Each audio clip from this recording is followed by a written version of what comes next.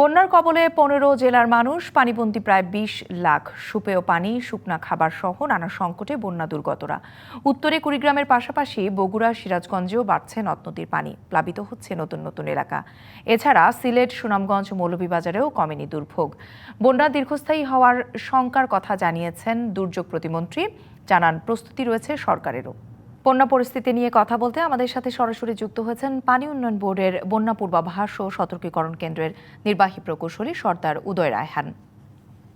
আপনাকে স্বাগত জানাচ্ছি ডিবিসির এই আয়োজনে। বন্যা পরিস্থিতির প্রতিবেদন আমরা দেখছিলাম, কোনো সুসংবাদ আসলে অদূর ভবিষ্যতে বা কয়েক সপ্তাহের মধ্যে আছে কিনা যে বন্যা পরিস্থিতি কিছুটা হয়তো উন্নতি হবে, এই দুর্গতরা কিছুটা হলেও আসলে এই দুর্ভোগ থেকে মুক্তি পাবে? জি, ধন্যবাদ আপনাকে। আজ ৫ জুলাই সর্বশেষ প্রাপ্ত বিকাল ৩টার তথ্য অনুযায়ী বর্তমানে দেখা গেছে যে এখনো প্রায় ১০টি দেশব্যাপী প্রায় ১০টি প্রধান নদীর ২১টি পয়েন্টে পানি বিপদসীমার উপর দিয়ে প্রবাহিত হচ্ছে। তবে ইতোমধ্যে আমরা দেখেছি যে বিকাল ৩টার সাম্প্রতিক তথ্যে যে আমাদের উজানের নদ নদীর পানিগুলোর পানি কিছুটা কমছে। বিশেষ করে দেশের উত্তরাঞ্চল এবং উত্তর পশ্চিমাঞ্চলের ব্রহ্মপুত্র যমুনা নদীর পানি উজানে কুড়িগ্রামের নুনখাওয়া পয়েন্টে সকাল ৯টা থেকে দুপুর ৩টার মধ্যে ৭ সেন্টিমিটার কমেছে। এছাড়াও দেশের উত্তর পূর্বাঞ্চলে সিলেট, সুনামগঞ্জ অববাহিকায় গত ৩ দিন ধরে আমরা পানির হ্রাস লক্ষ্য করছি, তবে সেটা কিছুটা ধীর গতিতে। তবে আশা করা যাচ্ছে যে আগামী কয়েকদিনে ভারী বৃষ্টিপাতের সম্ভাবনা কিছুটা কম থাকায় সেদিকে পরিস্থিতি ধীর গতিতে হলেও উন্নতি অব্যাহত থাকবে। একই সাথে ব্রহ্মপুত্র যমুনা নদীর পানি যেহেতু আগামী উজানে ইতিমধ্যে কমছে এবং আগামী ২৪ ঘন্টা পর্যন্ত একটা ভারী বৃষ্টিপাতের সম্ভাবনা আছে দেশের উত্তরাঞ্চলে তিস্তা, ধরলা, দুধকুমার ইত্যাদি অববাহিকায়। তবে সেটিতে আমরা আশা করছি যে পানির গুরুতর বৃদ্ধি হবে না এবং আগামী ২৪ ঘন্টা পর্যন্ত বন্যা পরিস্থিতি স্থিতিশীল থাকতে পারে। এবং এর পরবর্তী সময়ে আশা করা হচ্ছে যে ভারী বৃষ্টিপাত প্রবণতা কিছুটা কমে আসতে থাকায় উজানের নদ নদীগুলোর সাথে আমাদের পানির হ্রাস অব্যাহত থাকবে এবং বন্যা পরিস্থিতি কালকে পরবর্তী সময় বন্যা পরিস্থিতির একটা উন্নতির চিত্র লক্ষ্য করা যেতে পারে আমাদের দেশের বিস্তীর্ণ অঞ্চল। তার মানে আমরা বলতে পারি নভেম্বরের শেষ দিক থেকে আসলে কিছুটা উন্নতির দিকে যাবে পরিস্থিতি, তাই কি? জি, চলতি সপ্তাহের জি, আমরা বলতে পারি যে জুলাইয়ের শেষ দিক থেকে।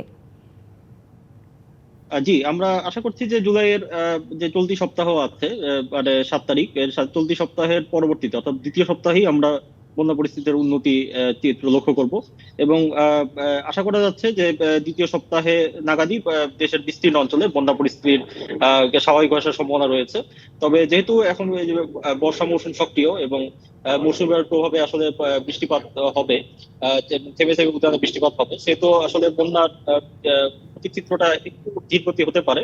তবে তবে যেহেতু ভারী থেকে অতি ভারী বৃষ্টিপাত যেটা মূলত উজানের যেটা মূলত আমাদের বন্যার জন্য দায়ী, সেটার প্রবণতা কিছুটা কমে আসতে থাকায় আশা করা যাচ্ছে যে আমরা সার্বিকভাবে এই জুলাই মাসের তৃতীয় সপ্তাহে বন্যার একটা উন্নতি চিত্র লক্ষ্য করবো দেশ। জি, এবার একটু আসি, এটি তো আসলে প্রকৃতির হাতে ছেড়ে দিতে হবে, বৃষ্টি কখন কম হবে কখন বেশি হবে এর উপরে আমাদের কোনো হাত নেই। কিন্তু এই যে পানিবন্দী মানুষগুলো, তাদের দুর্ভোগ কমানোর জন্য বা প্রতি বছরই তো আসলে বন্যার এই ধরনের চিত্র আমরা কম বেশি দেখে থাকি, এর কোনো স্থায়ী সমাধানের পথ বা কিছুটা হলেও দুর্ভোগ কমানোর পথ আমাদের করণীয় আছে কিনা?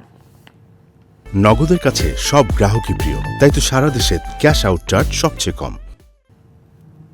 জি, আসলে মৌসুমী বন্যা বাংলাদেশের একটা চিরাচরিত চিত্র। আসলে বর্ষা মৌসুম আমরা জানি যে বর্ষা মৌসুম যে দক্ষিণ পশ্চিম মৌসুমী বায়ু জনিত যে বর্ষা মৌসুম, এ সময় দেশের মোট গড় বৃষ্টিপাতের প্রায় মোট বার্ষিক বৃষ্টিপাতের ৮০% হয়ে যায় এই সময়তে।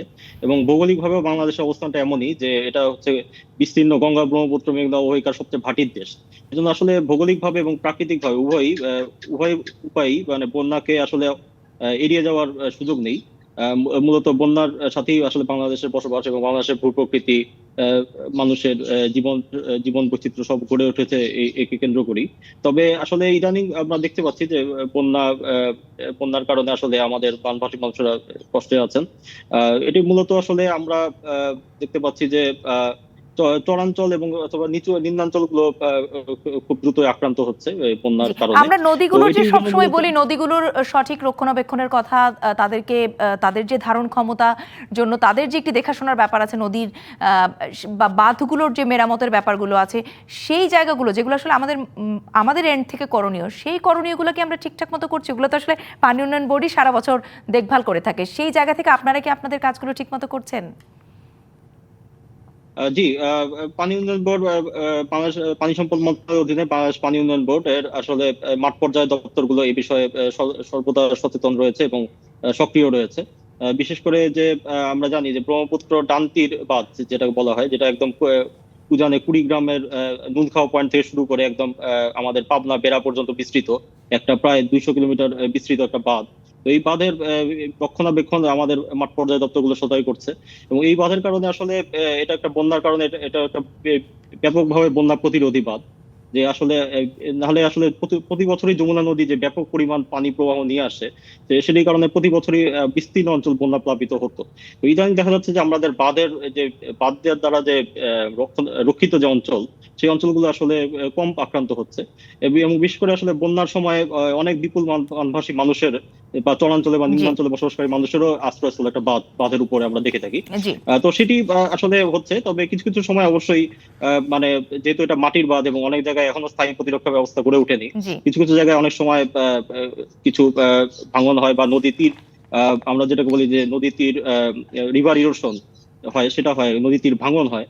তো সেটিকে জি জন্য আসলে সেটিও জি আসলে একটি চ্যালেঞ্জিং যেটি কাজ যে আপনি বলছিলেন যে ভারী বর্ষণ বা কম বর্ষণ সেটা আসলে আমরা কিছু করতে পারবো না, কিন্তু আমাদের এন্ড থেকে যেটি করার, যে রক্ষণাবেক্ষণের বিষয়গুলো যেটি পানি উন্নয়ন বোর্ডের মধ্যে আওতার মধ্যে আছে, সেগুলো নিশ্চয়ই আপনারা আরো বেশি মনোযোগী হবেন। তাহলে হয়তো কিছুটা হলেও এই বন্যার্ত যারা মানুষ আছেন তাদের দুর্ভোগ আগামী বছর হয়তো কিছুটা হলেও কম হলেও হতে পারে। অনেক অনেক ধন্যবাদ যুক্ত হওয়ার জন্য।